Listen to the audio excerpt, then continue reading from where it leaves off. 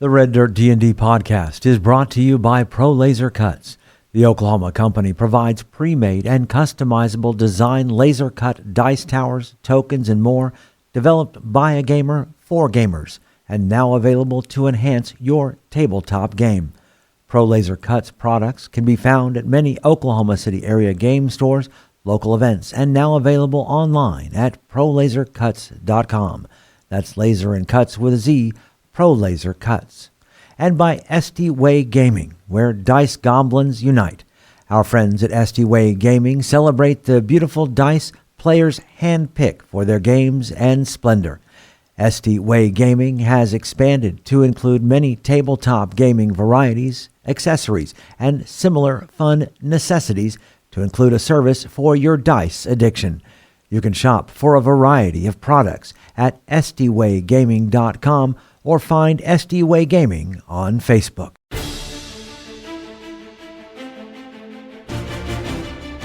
Welcome to Red Dirt D&D. I'm Michael Cross, and I play Elias Stone, a human cleric. I'm Connor Shenold. I play Sable, a half-elf rogue. I'm Johnny Payne, and I play August E. Greymore, a human fighter. I'm Carrie Hester, and I play Moxie, a tiefling bard. And I'm Brooke Bullock, your DM. Please join us as we explore the curse of the Clockwork City.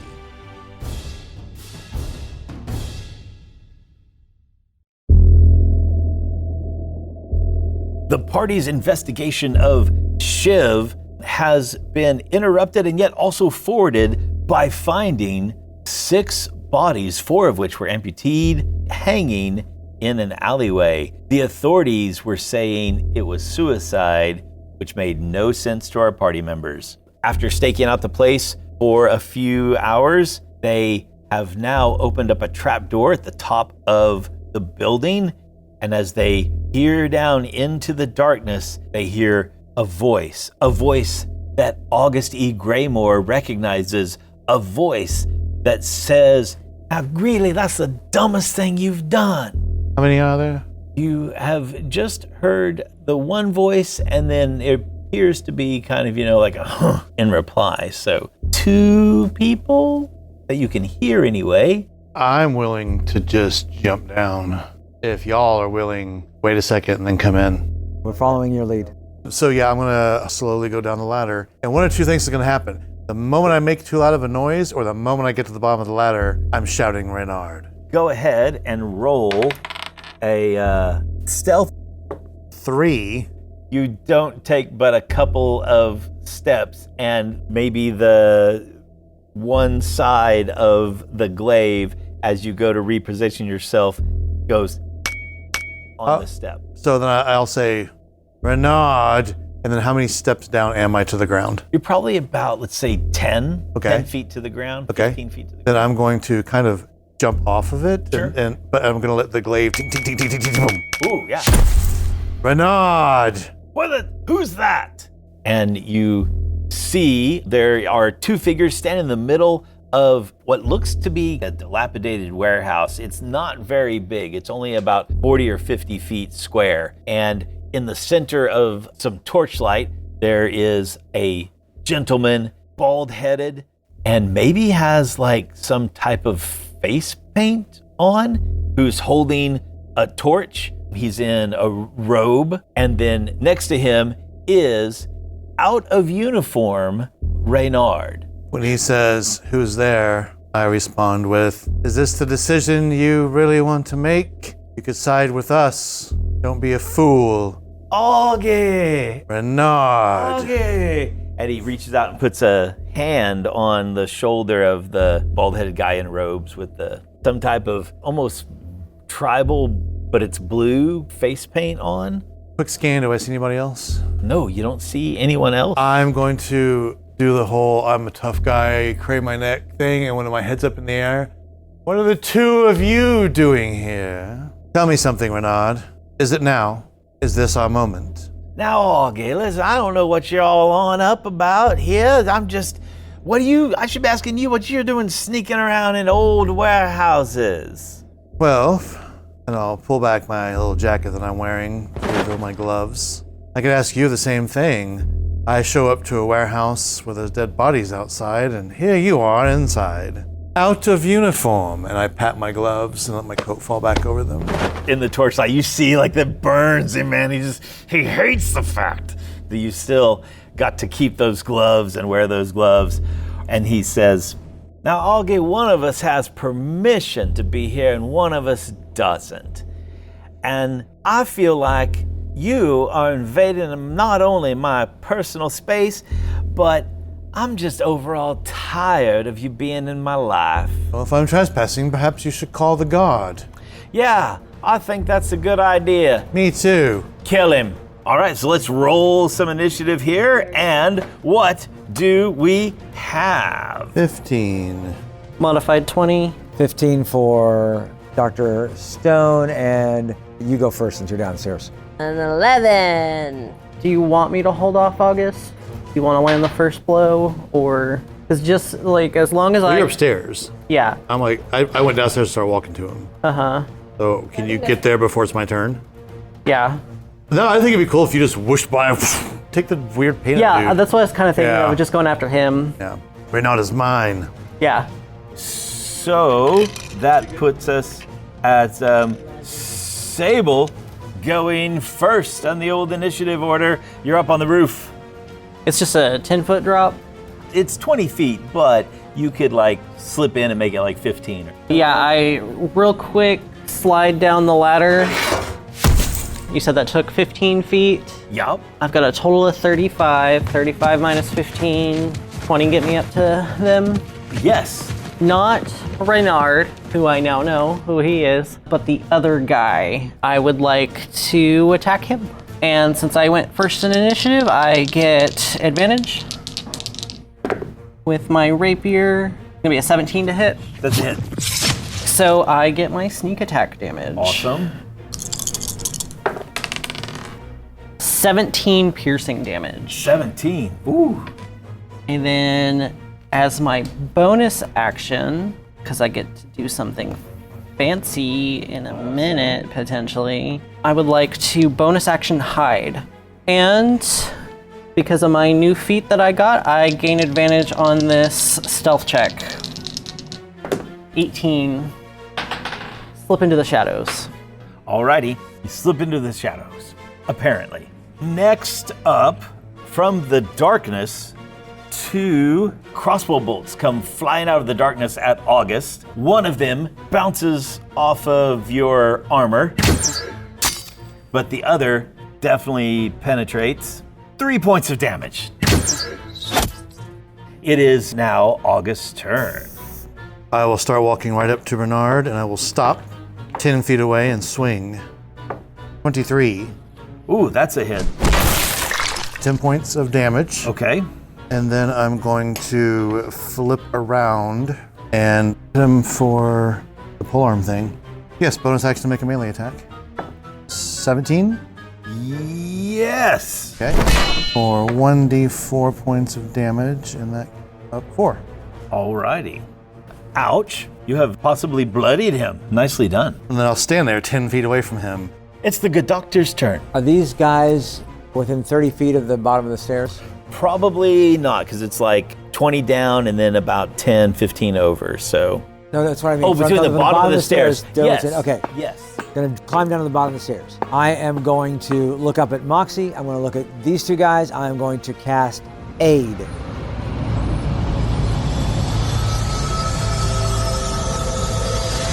You get 5 extra hit points, and your hit point maximum increases by 5 For how long? for 8 hours. And I've gone down 20 feet.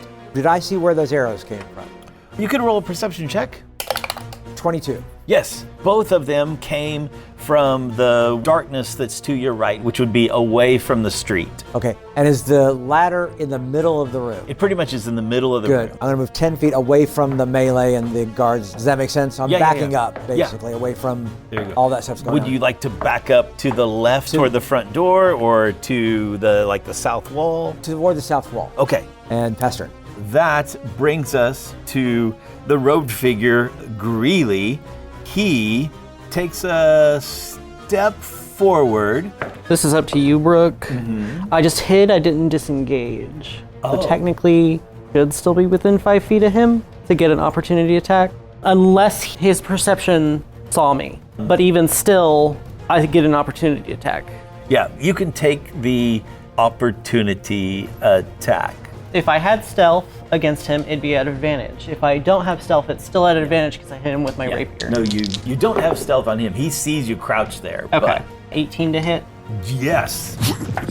10 more points of piercing. You stab into him. It's painful.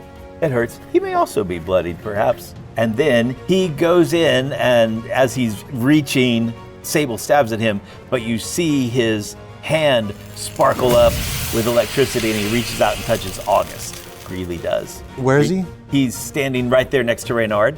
So he's not within 5 feet for reach. He stepped in. He stepped in. Yep. I'm swinging at him. 21. Oh, yes. 9 points of damage. Okay. Again, man, you guys have sliced this guy up quite a bit. So he's still going to hit you, and 13 points of electricity damage. That leaves us to Moxie. I also shloop down this ladder. She lands, it hurts her ankle a little bit. But with my tiefling guys, can I see these guards at all? These not Greeley, not Reynard, It should be really easy, but roll a perception check, just as if you like you were in regular light. Oh no. No, I got a 2 for a 4.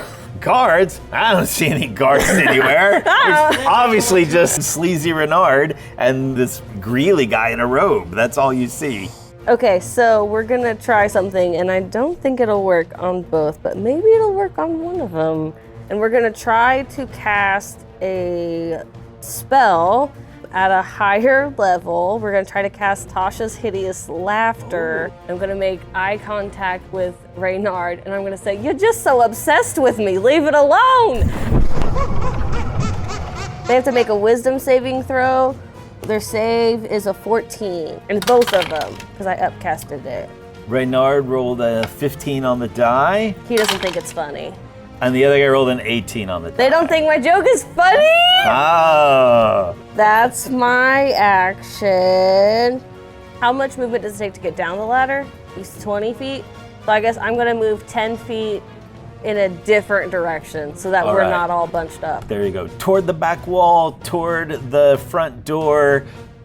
Where is August? August is about 10 feet in front of you in the torchlight radius of these two Can I guys. go diagonally 10 feet? So I'm 10 feet technically closer to August, but also moving laterally to my left. Yeah, and it's our good old buddy Reynard's turn. So he's swinging at August with his long sword. Just matches you with a 16 on the old attack roll. 8 points of damage.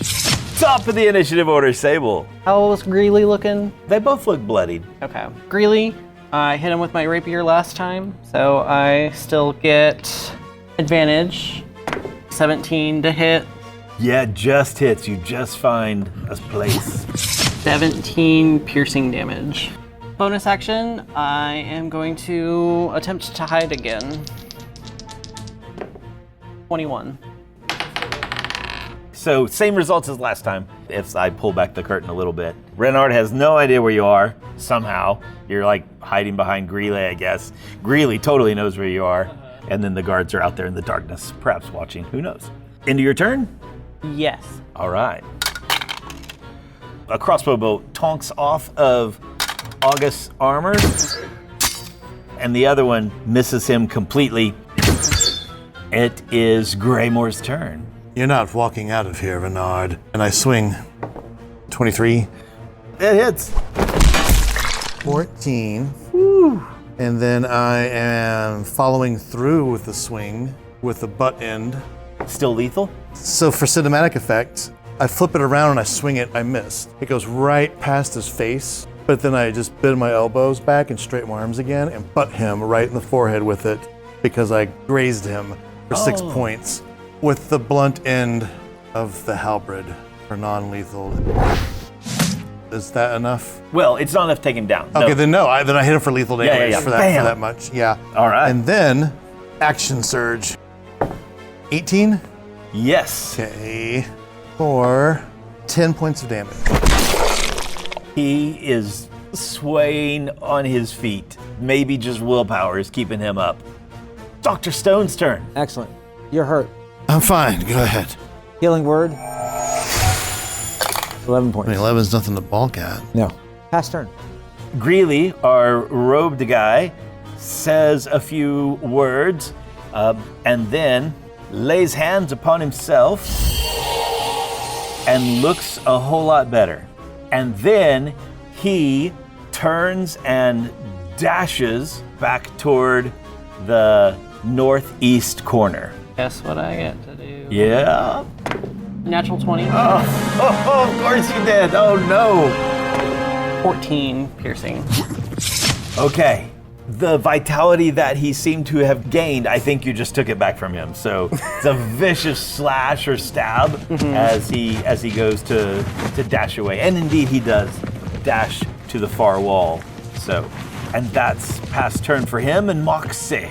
Can I try again to see the shadowy guard? Sure.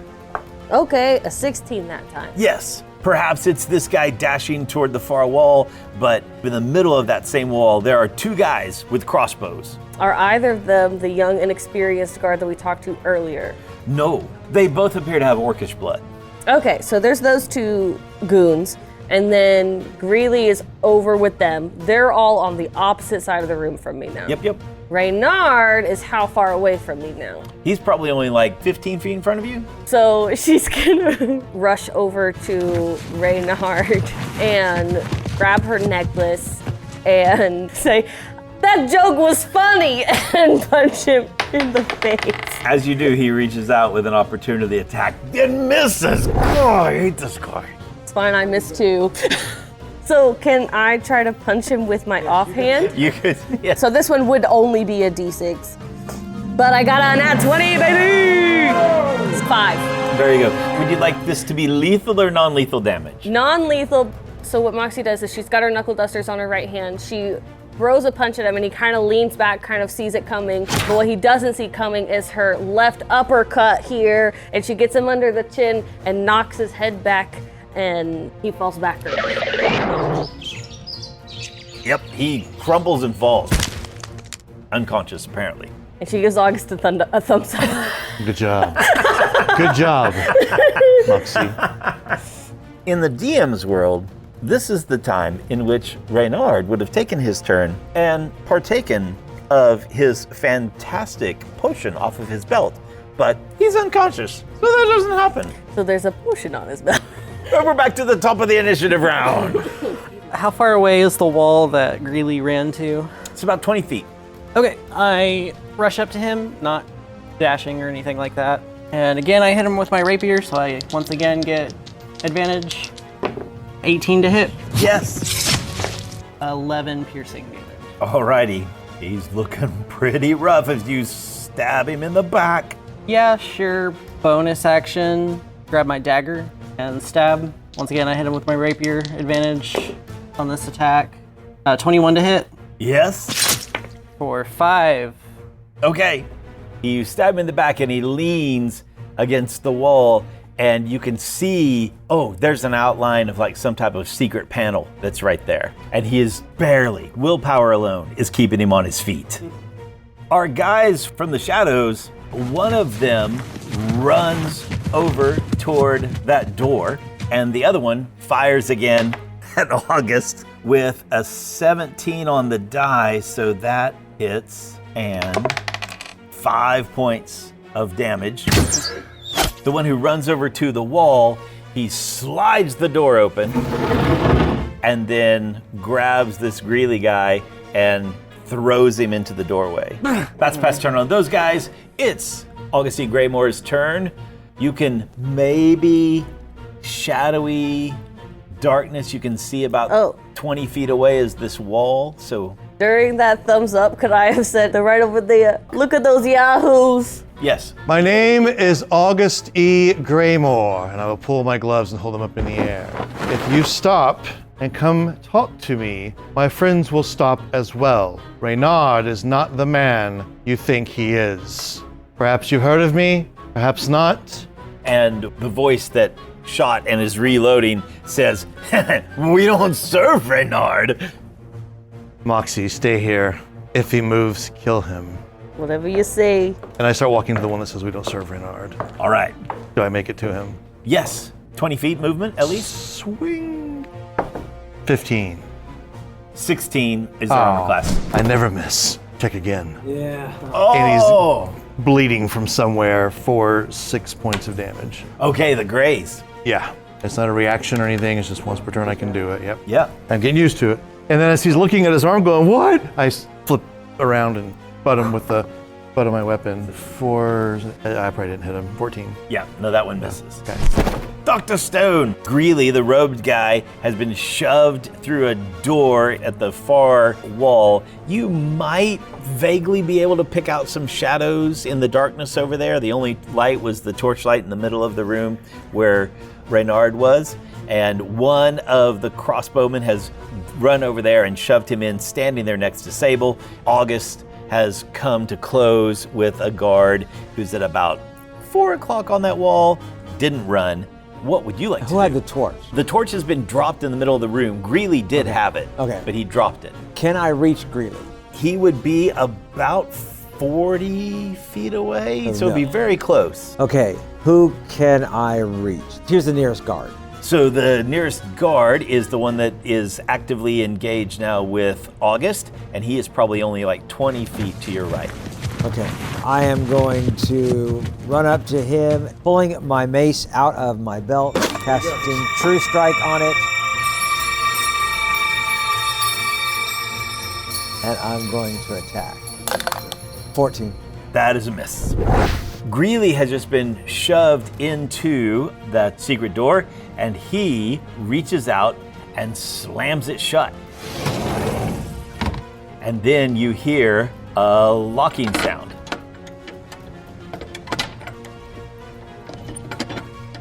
To which the guy standing there next to you that shoved him in went, "Boss, boss!" and fangs on the wall. And that is his turn. Moxie, you're up. I would like to attempt to cast a spell on that guy. He seems like more of a mook than the other guys. So let's go ahead and attempt to cast Dissonant Whispers on that guard. Wisdom save 14. Alrighty. The guard banging on the wall. Natural 17. Okay. Well, disciplined So- minds, these guys. He does take half damage. Alrighty. And I rolled bad on damage. He only takes 5 half to 2. Okay. It's a That little was scary. an excellent use of a spell slot. Anything else you'd like to do? Move or stay where you're at? Kick Reynard in the head? Thought about it, but I was told to stay here. So I'm gonna essentially say, since I just cast Dissonant Whispers, can I cast Message? It's a cantrip. Yeah.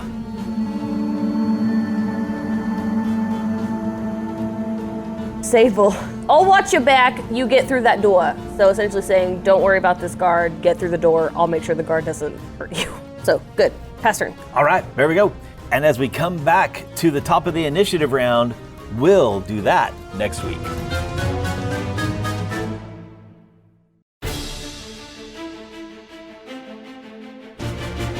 Red Dirt D&D Curse of the Clockwork City is Brooke Bullock as our Dungeon Master, Kiri Hester as Moxie, Connor Shenold as Sable, Johnny Payne as August E. Graymore, and I'm Michael Cross as Dr. Elias Stone. Our theme music comes from Ovani Sound. Our sound effects and additional music courtesy of Jeffrey McBride, Monument Studios, Describe.com, and TabletopAudio.com. Dice for the Red Dirt D&D cast provided by ST Way Gaming. You can find us at reddirtdnd.com. If you are enjoying Red Dirt D&D, make sure to subscribe, rate us, and leave a comment. Also, tell your friends about Red Dirt D&D. You can also support the show at patreon.com/reddirtdnd at whatever giving level works best for you. Join us next time as we discover more secrets in the Clockwork City.